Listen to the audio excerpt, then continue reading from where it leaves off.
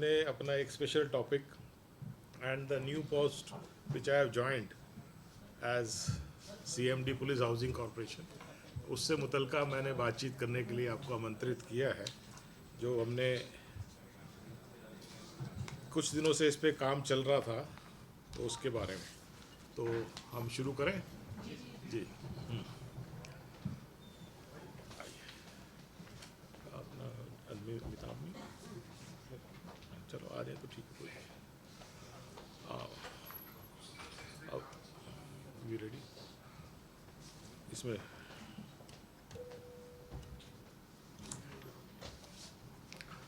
माननीय प्रधानमंत्री श्री नरेंद्र मोदी जी ने नवंबर 2025 में आयोजित DGP IGP कॉन्फ्रेंस में वर्ष 2026 को पुलिस मॉडर्नाइजेशन एंड वेलफेयर का वर्ष घोषित किया था और प्रधानमंत्री जी के इसी विज़न के अनुरूप माननीय मुख्यमंत्री जी श्री नायब सिंह जी सैनी जी ने हरियाणा पुलिस के मॉडर्नाइजेशन और पुलिस वेलफेयर में पूरा सहयोग और मार्गदर्शन प्रदान किया है। वह स्वयं हमारी परियोजनाओं को मॉनिटर कर रहे हैं और उनका स्पष्ट विज़न है कि हरियाणा पुलिस का इंफ्रास्ट्रक्चर देश में सर्वश्रेष्ठ हो। इसी सोच के साथ मुख्यमंत्री जी ने विज़न 2030, विज़न 2047 तैयार किए तो उनको रिव्यू किया, पर्सनली रिव्यू किया। माननीय प्रधानमंत्री जी की डायरेक्शंस थी कि पुलिस को स्मार्ट होना चाहिए। स्मार्ट का जो एक्रोनिम उन्होंने बताया कि strict and sensitive, modern and mobile, alert and accountable, reliable and responsive, techno savvy and trained. Smart police हमारे लिए एक एक्रोनिम ही नहीं है, बल्कि एक प्रोफेशनल रिस्पॉन्सिबिलिटी, कंडक्ट और वर्क कल्चर को दर्शाता है। एक ऐसी पुलिस व्यवस्था का गाइड मैप है जो कि पुलिस के हर एस्पेक्ट को टच करता है, जैसे training, behaviour, performance, equipment, science technology, public orientation, quick in action and visibility, इस सब के बारे में दर्शाता है। मैंने लगभग 6 महीने पहले जब पुलिस में DGP का कार्यभार संभाला तो काफ़ी काम था, लेकिन मैंने पहले दिन ही अपनी प्राथमिकताएं स्पष्ट कर दी थी कि सबसे पहले तो हमने उनके लिए ही काम करना है जिन्होंने जनता के लिए काम करना है, यानी कि हमारी पुलिस फोर्स, हमारी 80,000 की जो पुलिस फोर्स है, हम उसी के बल पे जनता की सेवा करते हैं।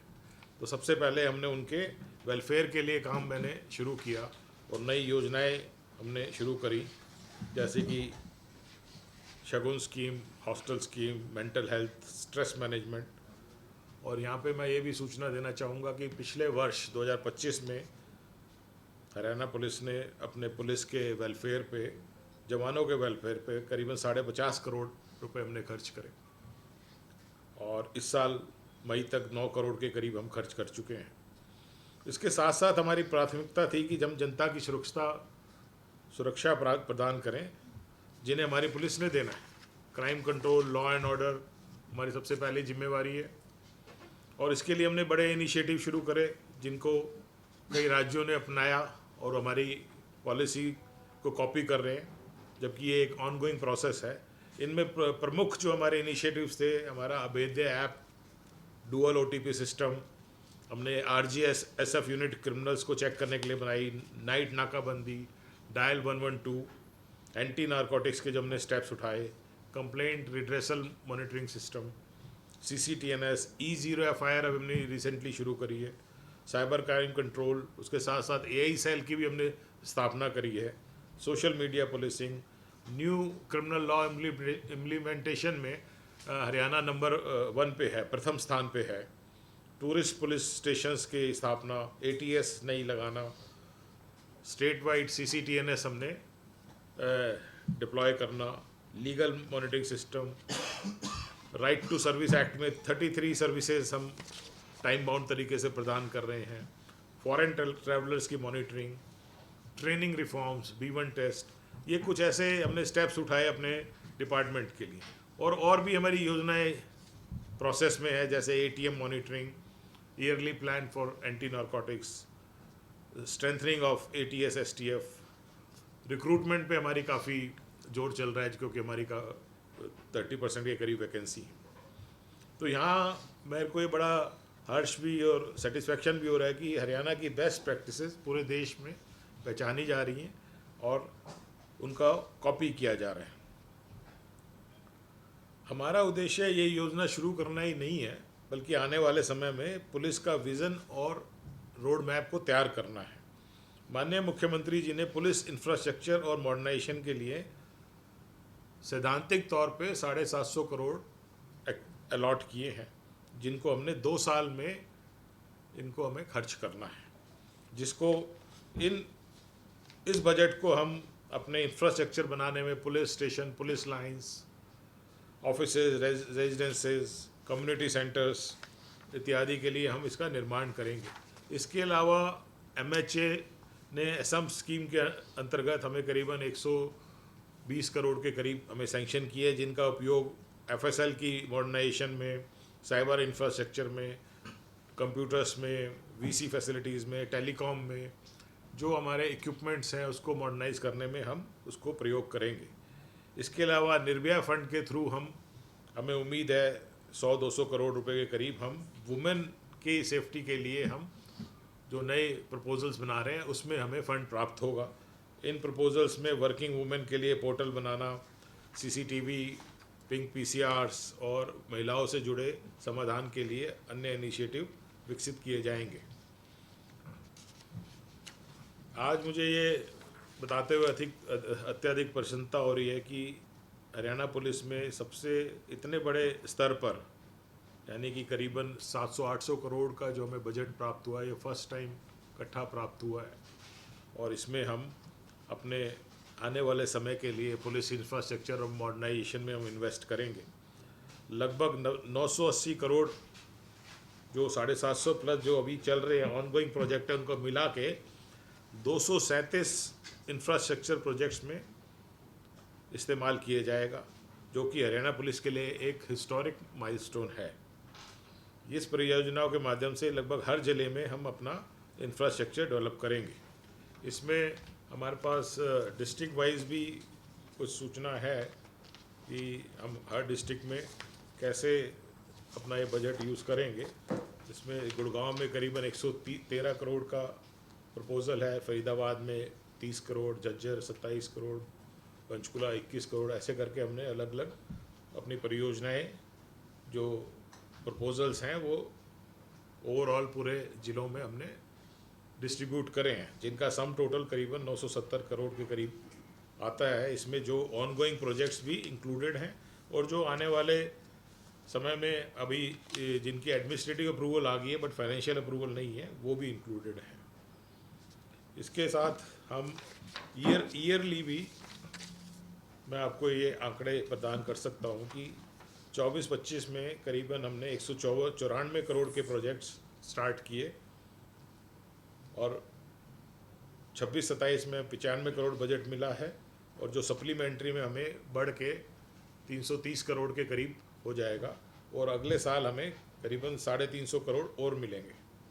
तो ये मिला के कुल हम अगले 2 साल तक यानी मार्च 28 तक 980 करोड़ के करीब खर्च करने की संभावना है।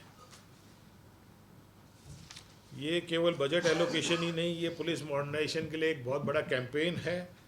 इससे हमारी पुलिस इंफ्रास्ट्रक्चर भी आधुनिक होगा, लॉ एंड ऑर्डर की क्षमता ही बढ़ेगी, हमारे पुलिस पर्सनल को बेहतर काम करने का एनवायरनमेंट मिलेगा और जनता को अधिक तेज, प्रभावी और प्रोफेशनल पुलिस सर्विसेज प्राप्त होंगी। हमारा लक्ष्य स्पष्ट है कि हरियाणा पुलिस को देश की सबसे सक्षम पुलिस फोर्स ही नहीं बल्कि इंफ्रास्ट्रक्चर के मामले में भी सबसे आधुनिक फोर्स बनाना है। It is a new beginning.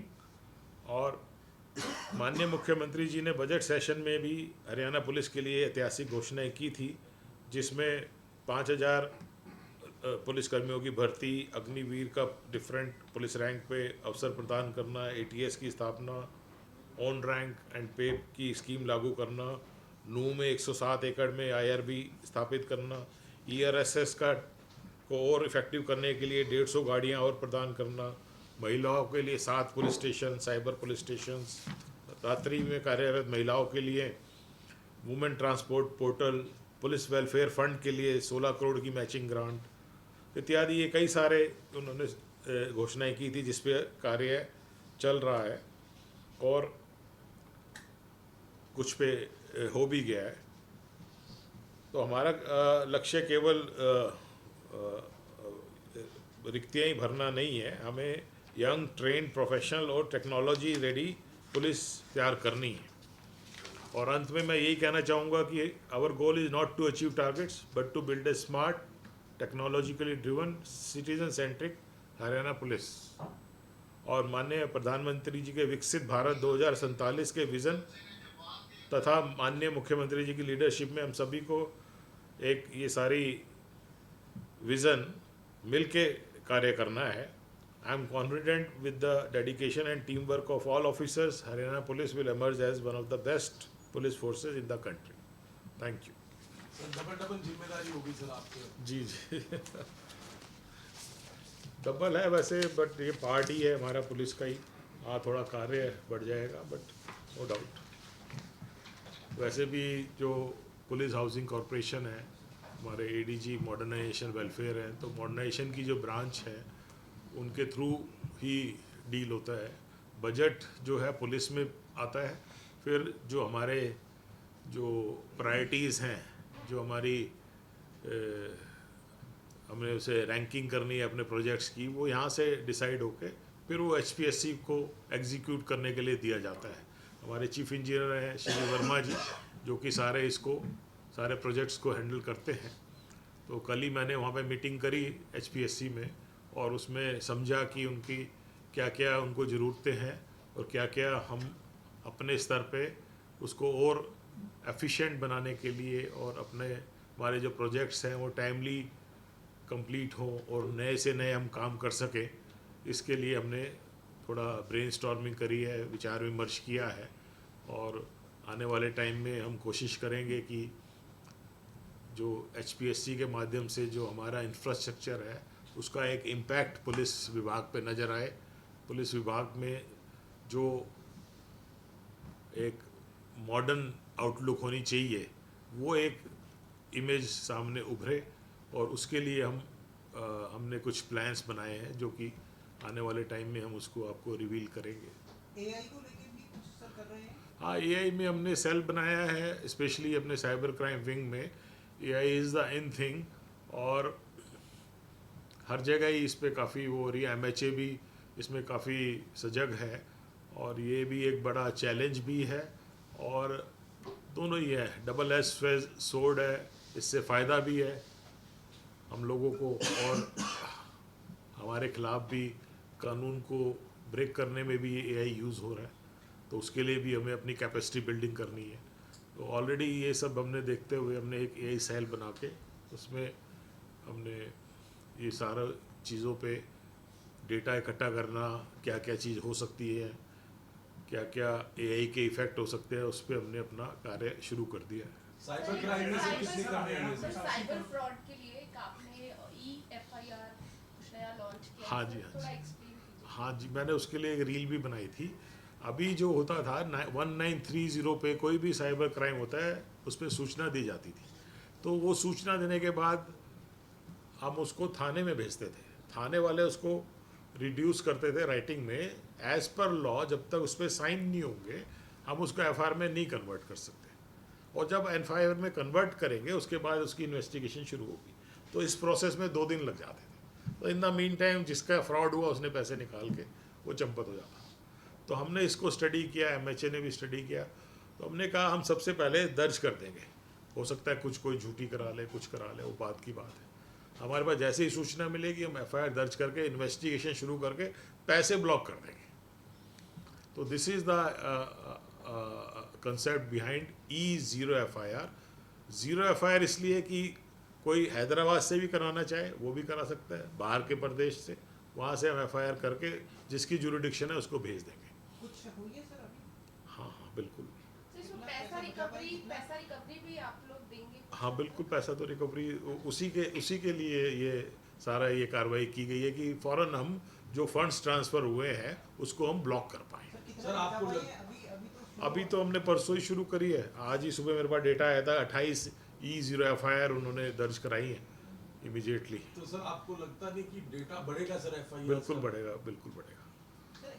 अभी तक हमारा जो सालाना डेटा है 5000 FIRs का है, तो हमें लगता है वो थोड़ा बढ़ेगा, बट हम जनता के इंटरेस्ट में हम इसको इम्प्लीमेंट करेंगे। सर ये पुलिस हाउसिंग कॉर्पोरेशन सर, इसमें अभी प्रदेश में कोई नए पुलिस थाने कितनी बिल्डिंग्स बन रही है सर? और दूसरा सर, ये जो हरियाणा सरकार का जो PWD डिपार्टमेंट जो बिल्डिंग कंस्ट्रक्शन एंड ऑल मिलता है, पुलिस हाउसिंग कॉर्पोरेशन उससे अलग क्या उसमें काम करती है सर? और इसमें आपके पास इंजीनियरिंग जो है वो अलग से कितने लोग हैं? क्या आप सक्षम है सर इसके पूरे बिल्डिंग जो आपके पुलिस स्टेशन बनते हैं, या उसमें आप PWD से ही आपको सहयोग रहते हैं सर? कैसे पुलिस काम हाउसिंग करते हैं कॉरपोरेशन 1989 में बना था, जी? यानी 26 और 11 37 साल हो गए। 37 साल से इवन ये बिल्डिंग भी है, ये पुलिस हाउसिंग कॉरपोरेशन ने बनाई है। तो सारे जितने 89 के बाद जितने भी प्रोजेक्ट्स हुए हैं थाने चौकी, पहले हम PWD को देते थे, दूसरे डिपार्टमेंट्स को, और वो अपने हिसाब से बनाते थे कि उनके पास भी प्रोजेक्ट बहुत होते थे। और ये Haryana one of the leading state है। जब ये कंसेप्ट आया तो पूरे हिंदुस्तान में 2 या 3 ही स्टेट्स थे, कर्नाटक था मेरे ख्याल से, 1-2 और स्टेट्स थे जिन्होंने पुलिस हाउसिंग को अपनाया इमीडिएटली, और उसके रिजल्ट सब देखो हमें ये सब मिल रहे हैं। हम अपनी बिल्डिंग खुद बनाते हैं, टाइमली बनाते हैं, और अपने हिसाब से बनाते हैं, अपने डिज़ाइन से बनाते हैं, है ना। और बल्कि अब हम अपनी ही नहीं बना रहे, अब हमें जो है डिपॉजिट वर्क्स मिल रहे हैं। अब आप देखेंगे हमारे पास जो ये 60 करोड़ के तो प्रोजेक्ट्स तैयार ही होके मेरे पास ये इन्होंने डेटा दिया है, और इसके अलावा जो हमारे प्रोजेक्ट्स अंडरगोइंग प्रोजेक्ट्स हैं 267, उसमें से कितने डिपॉजिट कितने 1000 करोड़ के करीब का सर डिपार्टमेंट हमारे पास 14 डिपार्टमेंट के कार्य हैं। Prison, urban local body, BR Ambedkar university, home guards, higher education, AYUSH, इनके इंफ्रास्ट्रक्चर डेवलपमेंट के प्रोजेक्ट्स भी हरियाणा पुलिस हाउसिंग कॉरपोरेशन को दिए गए हैं।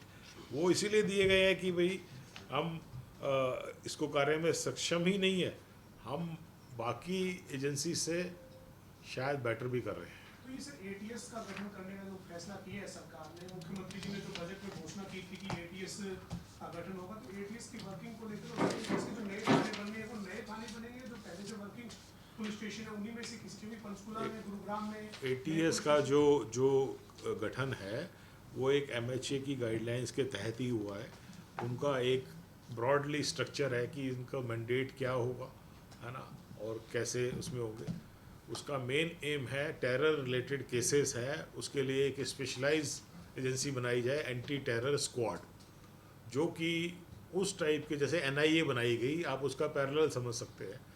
वो terror related investigation is highly specialise investigation, उसके लिए इंटेलिजेंस भी हाईली स्पेशलाइज होती है, उसकी इन्वेस्टिगेशन भी है।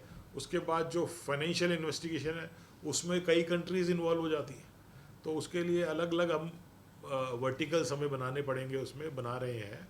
और एक highly specialised investigation before the incident and during the incident जब हुआ, और आफ्टर द इंसिडेंट ट्रायल के लिए भी। तो हमें एक ऐसी स्पेशलाइज्ड एजेंसी चाहिए, और उसी के रूल्स एंड रेगुलेशन में हमने इसका गठन किया है। It will be a highly specialised force. और अभी हमारे जो पिछले कुछ दिनों में जो केसेस हुए हैं, करीबन 55 केसेस हैं 2-3 साल के, हम उनको ट्रांसफ़र करेंगे और उनको हम प्रॉपरली, हमारे ज़्यादातर ट्रेस ही हैं, कोई अनट्रेस तो कोई नहीं चल रहा, तो उनको क्रिमिनली हम प्रोसिक्यूट करेंगे। सरकार काफी सख्त है, और आपने भी पिछले दिनों NDPS को लेकर कुछ फास्ट ट्रैक कोर्ट्स जो हैं वो स्थापित किए थे। वैसे मैंने ये इंफ्रास्ट्रक्चर के लिए रखी थी, अब मैं वो डेटा कोई मैं क्राइम का मैं लेके नहीं आया, ठीक है। बलराम दास जी MLA को ये जो फायर हुआ, हाँ, और बाद में फायर हुआ है और भी कई धमकियाँ आ रही हैं, इसमें कोई दो राय नहीं है। हरियाणा में भी आ रही हैं, असम में भी आ रही हैं, चंडीगढ़ में आपने देखा कैसे धमकी आई और केमिस्ट के वहाँ पे हुआ, पंजाब में, राजस्थान में, दिल्ली में। ये एक नया क्राइम उभरा है जो कि मिसयूज़ ऑफ टेक्नोलॉजी है, मिसयूज़ ऑफ आपका कह सकते हैं जो पोजीशन है कि बाहर बैठ जाओ जाके, नंबर छुपा लो अपना और फ़ोन दबाते रहो, ठीक है ना। तो उसी के लिए हमने अभेद्य ऐप बनाई कि बाहर से कोई अनवांटेड कॉल ना आए, उसको रोकने के लिए, क्योंकि यहाँ पे आके कॉल करे ना कोई भी, और इतना ही उसमें हिम्मत है तो। और जितने भी हमारे केसेस हुए 105 इनकाउंटर किए हमारे पिछले 6 महीने में। ये डांगी जी के पे जो जिन फायरिंग करी मैं 24 घंटे में ट्रेस करके इनकाउंटर किया। तो ये एक बड़ा चैलेंजिंग टास्क है सारी पुलिस के लिए, और इस पे फिर हमने बड़े इंटरनेशनल लेवल पे भी लिया है, और 22 तो हमने डिपोर्ट कराए हैं, 22 क्रिमिनल तो, और 6-7 की प्रोसेस चल रही है। तो ये एक बड़ा टफ एक एरिना है जिसमें पुलिस काम कर रही है, और इसमें हम एक फेसलेस और बॉर्डरलेस क्रिमिनल के खिलाफ हम लड़ रहे हैं। तो हमारी जंग जारी है, इसमें हम और भी हम कदम उठाएंगे। सर आपको नहीं लगता कि कोई सख्त कुरुक्षेत्र, गुरुग्राम, इवन पंचकुला और विभिन्न जिलों में जो है गैंगस्टर कल्चर, फायरिंग और फिरौती की घटनाएं रुक नहीं रही हैं? मैंने बताया ना आपको। एक अवैध ऐप को आपने इंट्रोड्यूस किया था, लेकिन जैसे देखा गया पंचकुला के डिस्कोथेक क्लब के संचालक पर जो है फायरिंग हुई, क्या उन सभी संचालकों के नंबर अवैध ऐप में ऐड नहीं किए गए हैं? और दूसरी बात है, जैसे चंडीगढ़ का आपने उदाहरण दिया, केमिस्ट शॉप में फायरिंग हुई, आप समझे उसमें नहीं, JNK का अवैध ऐप में कोई किसी के नंबर नहीं होते हैं। अवैध ऐप में क्या है, एक प्रोविज़न है, जैसे आईफोन में प्रोविज़न है, आप अननोन कॉल्स को आप ब्लॉक कर सकते हैं, सारी ब्लॉक हो जाएंगी। अवैध ऐप में हमारी इन हाउस जो टेक्निकल टीम है, उन्होंने पहले समझा कि कैसे ये क्राइम करते हैं, मैसेज भेजते हैं, व्हाट्सअप कॉलिंग करते हैं। तो हमने वो इन हाउस एक ऐप बनाई जिसमें फ़ॉरेन की कॉल्स बंद हो जाएंगी, आपके पास मैसेज जो आ रहा है व्हाट्सअप वो बंद हो जाएगा, आपके पास वॉइस मैसेज आ रहा है वो भी बंद हो जाएगा, ब्लॉक हो जाएगा, डिलीट हो जाएगा, और बैक एंड पे हमारे पास उसका डेटा चला जाएगा जिस पे हम अपनी इन्वेस्टिगेशन जारी रखेंगे। जो आप कह रहे हैं यहाँ पे जो रतन डिस्कोथेक में रतन लुबाना जी के यहाँ पे जो फायरिंग हुई, आप अलर्टनेस भी देखिए, वहाँ फायरिंग हुई, उसका पीछा करके इनकाउंटर किया हमने रात के 2 बजे, ठीक है ना। तो हरियाणा पुलिस पूरी अलर्ट है, हम इन सब क्रिमिनल्स के खिलाफ हम सख्त से सख्त कार्रवाई कर रहे हैं, और आगे भी हम करेंगे। लेकिन सर यहाँ बात सिर्फ रतन लुबाना या एबीसीडी की बात नहीं है, पूरी प्रक्रिया सिस्टम की बात है। जितने भी संचालक हैं डिस्कोथेक के, क्या उनके नंबर जो रूटीन में यूज करते हैं, ताकि धमकी ना आए, पुलिस द्वारा इनिशिएटिव लिया गया कि सभी को ट्रैक किया जाए? नहीं, इसमें हमने डिफरेंट तरीके से इनिशिएटिव लिया, जो आप कह रहे हो उसमें कवर हो जाता है। हमने हर थाने लेवल पे जिन जिन को धमकी आ सकती है उनको हमने ब्रीफ किया है, इसके बारे में अवेयर किया है कि वो स्वयं अपने उस पर ये ऐप चलवाएं, और हमारी अब तक 8000 डाउनलोड हो चुकी हैं। सर आपको नहीं लगता कि और ज्यादा सख्ती की जरूरत है ताकि ये घटनाएं कम हो सके? क्योंकि हालांकि एनकाउंटर की बिल्कुल बात सर, भी आप करते हैं, नहीं, कर लेकिन रहे हैं। बावजूद इसके भी बैक टू बैक की घटनाएं जो है वो घटनाएं हो रही हैं, हमारा 8% क्राइम कम है पिछले साल से, तो घटनाएं तो होती है, क्राइम तो हो गई है ना। साहब आपने एक बड़ा इंटरेस्टिंग फिगर दिया है अभी कि जो परसों से आपने शुरू किया है ये 1930 वाला। हाँ जी 28 शिकायतें अभी तक दर्ज हो चुकी हैं। जी जी। तो अपने आप में बड़ा फिगर है, लेकिन सर सबसे ज़्यादा शिकार जो है वो बुजुर्ग हो रहे हैं, और बुजुर्ग भी वो जो अकेले घरों में रहते हैं। पंचकुला पुलिस ने एक इनिशिएटिव लिया है कि जो बुजुर्ग अकेले घरों में रह रहे हैं जी जी उनसे वो कांटेक्ट में रहेंगे लगातार, जी, हफ्ते जी। 2-3 बार, साथ में उनको पता चल जाएगा कि वो जी हाँ, सुरक्षित जी हैं, हाँ। साथ में कोई उनको साइबर ठगी जो है वो ना हो, और साथ ही उनकी सेहत को लेकर भी यदि कोई जी दिक्कत हाँ, है। जी हाँ। सर जो एक तो इसके बारे में बता दीजिए, बुजुर्गों को लेकर कोई जैसे ये हमारी पहले से चल रही है स्कीम, अभी नई नहीं है, हमने काफ़ी पहले ही 2-3 साल से ही चल रही है कि जो जिनके बच्चे बाहर हैं या अकेले रह रहे हैं, तो हम उसको थाने वाइज उनको ट्रैक करते हैं, उनकी हालचाल पूछते हैं, है ना, वो सारा कर रहे हैं। सर आपने बाकी जो श्री कुमार एक सवाल चंडीगढ़ में जो फायरिंग हुई उसमें JNK का इनपुट सामने आया और वहाँ फायरिंग कर रहे थे वो जो लोग थे वहाँ के थे।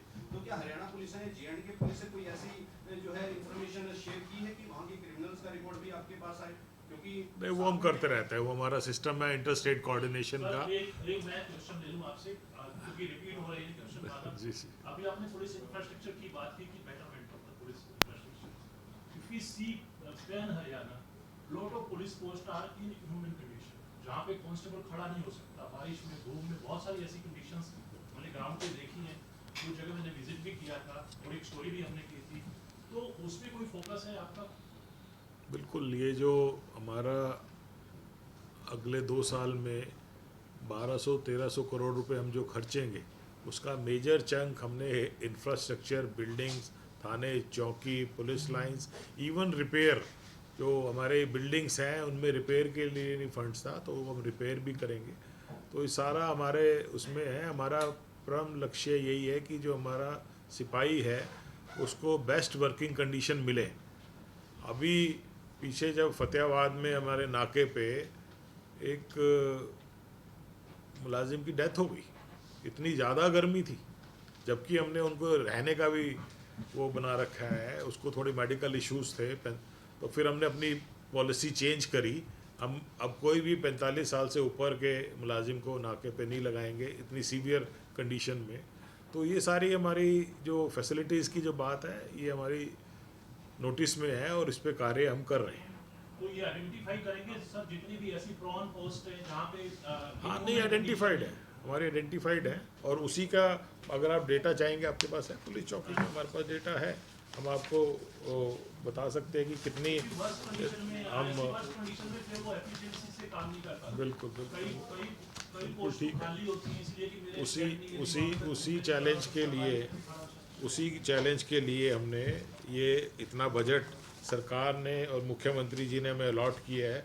ये फर्स्ट टाइम पिछले 4-5 सालों में फर्स्ट टाइम इतना पैसा हमें मिला है, जिसमें हमने ये अभी मेरे पास फिगर्स हैं, बट ये अभी हमारे डिस्ट्रिक्ट वाइज ये फिगर्स हैं कि गुड़गांव में हम 113 करोड़ रुपए खर्च करेंगे अगले 2 साल में, फरीदाबाद में 31 करोड़, कुरुक्षेत्र में 35 करोड़, यमुनानगर में 20 करोड़। ये प्रोजेक्ट्स आइडेंटिफाइड हैं, जो कि हमने उसकी एडमिनिस्ट्रेटिव अप्रूवल ले ली है, उसका फंड्स मिल के फाइनेंशियल सैंक्शन मिलते ही हम इनको एग्जीक्यूट करेंगे। नूह में 38 करोड़, पलवल में 7 करोड़, रेवाड़ी में 18 करोड़, इस टाइप के ये हमने पूरा चार्ट बनाया हुआ है। इसमें सब इंक्लूड है, थाने भी हैं, चौकी भी है, वुमेन पुलिस स्टेशन भी है, साइबर पुलिस स्टेशन भी है। और जैसे जैसे अभी ये काम यहाँ पे एग्जीक्यूट होंगे, पैरेलली हमारी एक्सरसाइज चलेगी कि कहाँ कहाँ हमें उसके आगे की जरूरत है। तो this is the full road map we will prepare. Sir कुछ ऐसा ही एक सवाल था मेरा भी कि जो एचपीएससी और एसएससी भर्तियां करवाती हैं, एग्जाम सेंटर के बाहर पुलिस कर्मचारी खड़े रहते हैं, अंदर जो दूसरे डिपार्टमेंट के कर्मचारी होते हैं उनको पैसा मिलता है, लेकिन उनको पैसा मिलता है, जो दूसरे डिपार्टमेंट के कर्मचारी होते हैं जो ड्यूटी देते हैं। किस बात का पैसा मिलता है? एग्जाम ऑनरेरी हम। हाँ, लेकिन जो पुलिस कर्मचारी बाहर खड़े होते हैं सर, उनके लिए हम गए हैं कई सेंटरों पे, वो कहते हैं कि ना चाय मिलती है, पानी मिलती है, पैसा तो ड्यूटी बात। नहीं, कोई जरूरत नहीं है, हम अपना प्रोवाइड कर लेते हैं, कोई जरूरत नहीं।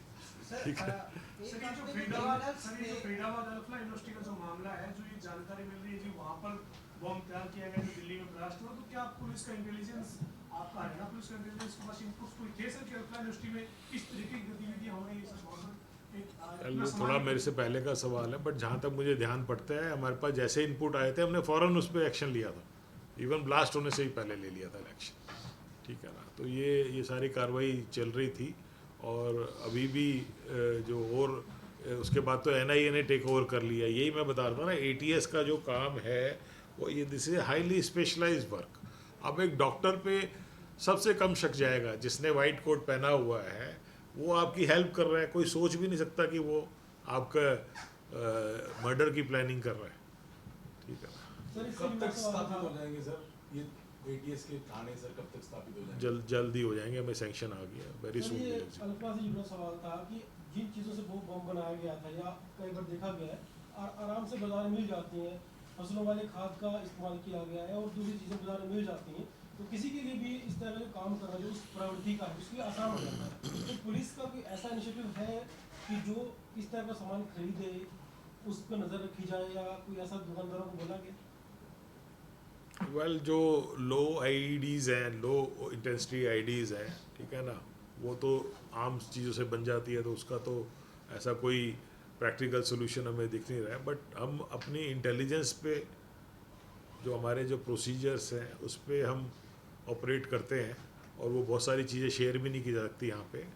ठीक है, तो उस तरीके से हम उसको पे प्रोसीड करते हैं। क्रिमिनल पे सर ट्रैकिंग आपने एक उनका रिकॉर्ड भी जो है वो डाटा भी इकट्ठा किया था, उसमें कुछ आगे डेवलपमेंट हुई है क्या? कुछ ऐसे ही हम देख सकते हैं कि कुछ गतिविधियाँ उनकी रुकी हों या फिर कुछ घटनाएं होने से पहले हमने रोकी हों? हाँ बिल्कुल बिल्कुल, मैं तो मेरे पास डेटा, मैं तो डेली मॉनिटर करता हूँ उसको। और जो हमने एक RJSF यूनिट बनाई थी वो इतनी ज़्यादा सक्सेसफुल हुई है कि अब वो हम अब बाकी ज़िलों में हम उसको लॉन्च कर रहे हैं। और हमने रोहतक में 2840, झज्जर में 1774, सोनीपत में 4800, फरीदाबाद में 3500, टोटल 12,000 क्रिमिनल आइडेंटिफाई किए। और उसमें से हमने 3200 प्रेजेंट पाए, 895 जेल में पाए, 197 की डेथ हो चुकी है, और करीबन 1300 जो क्रिमिनल हैं वो उनकी चेकिंग जारी है कि वो कहाँ हैं। और इसके साथ साथ हमने नई उसमें स्टार्ट करी कि जिन्होंने ये ज़मानत ली है वो ज़मानत हम कॉन्फिस्केट करा रहे हैं, जो ये ज़मानत पे बाहर आए। और इसके अलावा हम उनका पूरा डेटा बैंक फिर से बना रहे हैं। तो इससे ह्यूज एक्सरसाइज। और इसमें 15 केसेस तो मुझे बता रहे थे फरीदाबाद में दर्ज करें, हिसार ने 6 केसेस दर्ज करे ड्यूरिंग चेकिंग, सोनीपत ने अभी 41 केसेस, ये जो ऑपरेशन पराक्रम है अभी कल ही उन्होंने उसमें 41 केसेस दर्ज करे हैं उन्होंने। ऐसे ही रोहतक में, तो ये बड़ा ही हाईली सक्सेसफुल हमारा ये अभियान चल रहा है। और ये हम साइलेंटली भी कर रहे हैं ताकि हम अपने जो क्रिमिनल्स हैं उनको उसमें एक सरप्राइज एलिमेंट लेके आ सकें। सर, ये जो हाउसिंग कॉर्पोरेशन है इसमें आपने कहा था एक मीटिंग भी आपने लिए, क्या कुछ ऐसे पुलिस स्टेशन आइडेंटिफाई हुए हैं जिनको रेनोवेशन की जरूरत है? जैसे बेसिक नेसेसिटीज नहीं है वहाँ पे, जो महिलाएं शिकायत करने आती हैं, खासतौर से उनके लिए वॉशरूम की फैसिलिटीज नहीं है या पीने के पानी की फैसिलिटी नहीं है, तो ये चीज़ें वहाँ पे रेनोवेट हो, डेवलप हो, इसका कुछ आइडेंटिफाई किया है? कितने ऐसे पुलिस स्टेशन हैं? वेल, HPSC तो मेनली एग्जीक्यूशन बॉडी है। वो जो आइडेंटिफिकेशन काम है हमारे पुलिस मॉडर्नाइजेशन में यहाँ पे हम करते हैं फील्ड से लेके। और जो ये सारे इश्यूज़ हैं हमने अपने डिज़ाइन में पहले ही इम्प्रूवमेंट की है, ये सारी फैसिलिटी देने के लिए, वेटिंग रूम देने के लिए, लेडीज़ के लिए फैसिलिटीज़ देने के लिए, और जो रिपोर्टिंग रूम है उसको वो प्रॉपरली डिज़ाइन करने के लिए, और उसमें जो सुप्रीम कोर्ट गाइडलाइंस है CCTV लगाने, हमने पूरा डिज़ाइन ही रिवैम्प करके वो डिज़ाइन हम HPSC को दे देते हैं, वो उस हिसाब से बनाते हैं। That is the system. Rohingyas या फिर बांग्लादेशी को कुछ आप कुछ कह रहे थे? सर, जो अभी कुछ दिनों से देखने के लिए मिल रहा है हिसार में, रोहतक में पॉलिटिकल क्लैश जो है वो SPDCs के देखने के लिए मिल रहा है, उसमें पुलिस की एफिशिएंसी पर वो सवाल नहीं, वो कोई स्ट्रे इंसिडेंट्स है, ऐसा कुछ नहीं है। वैसे क्राइम मीटिंग अब नेक्स्ट वीक करेंगे, I will give you all the data. 30 जून तक आ जाएगा, है ना? हम आपको लेटेस्ट डेटा नेक्स्ट वीक दे देंगे। कोई और इंफ्रास्ट्रक्चर से आगे के रिलेटेड है तो वो भी आप नेक्स्ट वीक ही पूछ लीजिए।